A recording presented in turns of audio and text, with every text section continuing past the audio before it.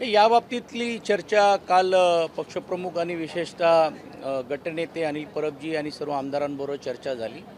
त्याची रणनीती आज काय ठरणार आहेत, परंतु मुळात विश्वास ठराव द्यायचं नाही द्यायचं यापेक्षा काल तांत्रिक मुद्दा जो अनिल परबजींनी विधिमंडळामध्ये मांडण्याचं काम केलेलं आहे. कारण विधानसभेमध्ये तालिका अध्यक्षांनी एका घेतलेला निर्णय त्याच्यावरती तो निर्णय रद्दबातल ठरून परत देखील एका IAS अधिकारीची जी त्यांना सस्पेंड करण्याचं काम केलं होतं ते सस्पेन्शन त्यांनी मागे घेण्याचं काम सरकारने केलेलं आहे.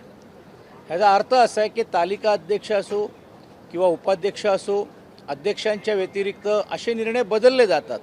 म्हणून काल ज्यावेळी उपसभापती महोदयांनी एक निर्णय साताराच्या घटनेवरती एका SP ला निलंबित करण्याचं काम केलं, त्यावेळी अनिल परबजींनी हा एक तांत्रिक मुद्दा उपस्थित केला की मुळामध्ये अशा निर्णयाचे घेण्याचा अधिकार त्यांना आहेत का एक, आणि निर्णय त्यांनी घेतलं तर तो निर्णय बदलणार नाही, ह्याच्याबद्दलचं काय असेल ते रुलिंग आम्हाला सांगा. आणि म्हणून काल तुम्ही बघितलं असेल की ते सर्व विश्लेषण केल्यानंतर, तांत्रिक विश्लेषण केल्यानंतर सभापतींनी तो निर्णय राखून ठेवलेला आहे. आणि मला असं वाटते सभापती महोदय काय निर्णय देतात ह्याच्यावरती आमची ही रणनीती पुढच्या काळामध्ये ठरेल. आणि म्हणून आता 12चा हाऊस जे रेग्युलर हाऊस संपल्यानंतर याही विषयाच्याबद्दल प्रश्न विचारण्याचं काम आम्ही करणार आहोत. पण याआधी सुद्धा वसंत डावकरे असतील किंवा रामराजे निंबाळकर असतील यांनी अशा प्रकारचे निर्देश दिल्याची उदाहरणं आहेत. बघा, अनेक सभापती हे असताना, उपसभापती असताना पण निर्देश दिलेले आहेत. त्याचा मी देखील साक्षीदार खाली विधानसभेला पण आहे, विधान परिषदमध्ये पण आहे. पण याच अधिवेशनाच्या सत्रामध्ये तालिका अध्यक्षाने एका घेतलेला निर्णय सरकारने बदललेला आहे. आणि तुम्ही हे बघा की वरती निर्णय निलंबनाचा झाला, खाली मुख्यमंत्री सांगतात की या सर्व विषयावरती आम्ही चौकशी करू.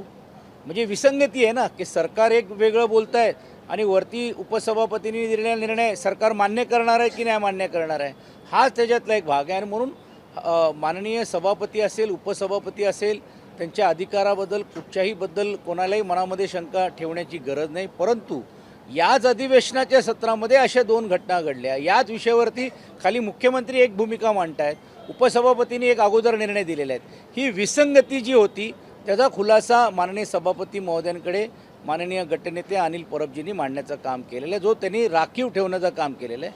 आणि म्हणून त्या बाबतीतली जी काय असेल सूचना आम्हाला मिळाली किंवा त्यांनी जे दिलेला निर्णय जर आल्यानंतर मग आम्ही त्याच्यात उचित पुढची रणनीती ठरवू. पण निर्णय जर राखूनच ठेवला तर मग ते राखून ठेवता येणार नाही ना, कारण विधानसभेचं सत्र चाललेलं आहे आणि हे आज आणि उद्या हा शेवटचा दिवस आहे. तर आपल्याला आज निरोप समारंभ असल्यामुळे जास्त कामकाज नाही, तर याबद्दलचा निश्चितपणे आम्ही प्रश्न विचारू. आणि जर त्यांनी राखीवच ठेवण्याचा निर्णय घेतला मग आम्ही महाविकास आघाडीचे सर्व आमदार त्याच्यात बसून त्याच्यात उचित निर्णय घेण्याचं काम. शिंदे तुमच्या सोबत आहेत का? कारण ते काल शिंदे शिवसेनेच्या सोबत नाही, शशिकांत शिंदेनी कुठच्याही पत्रावरती सही केलेली नाही आहे. म्हणजे कारण ते एकटेच आहेत आणि साताराच्या विषयाबद्दल त्यांच्या भावना किंवा त्यांची भूमिकाही वेगळी आहे.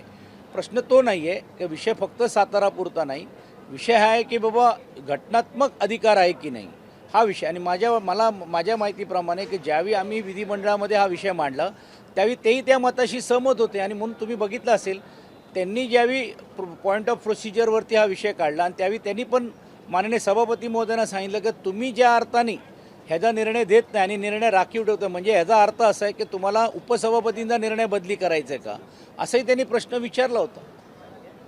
धन्यवाद.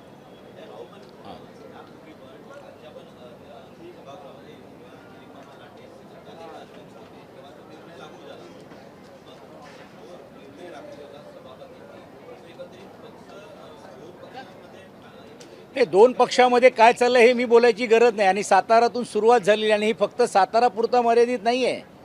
आज साताराच्या नंतर अनेक जिल्ह्यांमध्ये अशाच प्रकारे नगरपालिकेला पण भारतीय जनता पार्टीने त्यांच्याबरोबर युती केलेली नाही आहे. अनेक भागांमध्ये त्यांनी भारतीय जनता पार्टीबरोबर युती केलेली नाही आणि पळवापळवी सत्ताधाऱ्यांमध्ये चाललेली आहेत. तर त्यांच्यात काय अलबेला अशातला भाग नाही. परंतु जसं आपण प्रश्न विचारला की दिलीप मामा ज्यावेळी तालिका अध्यक्ष होते त्यांनी घेतलेला निर्णय सरकारने रद्दबातल ठरवले आहे. म्हणजे तालिका अध्यक्षांनी घेतलेला निर्णय अंमलबजावणी झाली नाही, त्या IAS अधिकारीला सस्पेंड केलेला गेला नाही आहे. याचा अर्थच असा आहे की असंच जर वरती उपसभापतींनी घेतलेला निर्णय आणि SP ला निलंबन जर झालं नाही तर मग उपसभापतीचा मान राहणार आहे की नाही राहणार आहे, हा तांत्रिक मुद्दा आम्ही उपस्थित केलेला आहे आणि त्याच्यातली आज त्याच्या राखून ठेवलेला जो सभापतींनी जो निर्णय आहे ते मिळाल्यानंतर आम्ही त्याच्यात उचित पद्धतीने जे काय असेल ती रणनीती ठरवण्याचं काम करणार आहोत. नाही, अजून आणलेलं नाही आहे, ऑन रेकॉर्ड आम्ही केलं नाही, पण अशी आमच्यामध्ये चर्चा झालेली आहे. सर्वच गोष्टी मीडियावरती बोलता येत नाही. गटनेते याबद्दलचं उचित माहिती देते. धन्यवाद.